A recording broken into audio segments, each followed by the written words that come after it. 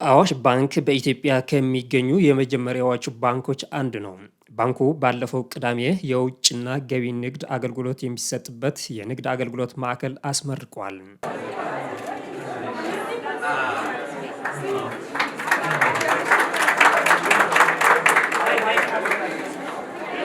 ማዕከሉ ሲምፓዚዮ ኢንተሪየር ዲዛይን በተባለው ኩባንያ እንደ አዲስ የተሰራ ሲሆን ከጊዜ ወደ ጊዜ እያደገ ያለውን የባንኩ ደንበኞች ቀልጣፋና የተሟላ አገልግሎትን ለመስጠት ታስቦ የተዘጋጀ መሆኑን የአዋሽ ባንክ ስራ አስፈጻሚ አቶ ፀሐይ ሽፈራው ገልጿል። ለሀገራችን የኢኮኖሚ እድገት ከፍተኛ ሚና ያለውን የውጭ ምንዛሪ ግኝትን የምናሳልጥበትና የገቢና ወጪ ንግድ ደንበኞቻችንን የሚስተናገዱበት ወሳኝ ቢሮ ነው። ይህ እንደ አዲስ ሪብራንዲንግ ተደርጎ የተሰራው ማዕከል በታዳሚዎች ተጎብኝተዋል። አዋሽ ባንክ በአሁን ጊዜ ከ980 ቅርንጫፎችና 14.5 ሚሊዮን ደንበኞች እንዳሉት በወቅቱ ተገልጿል።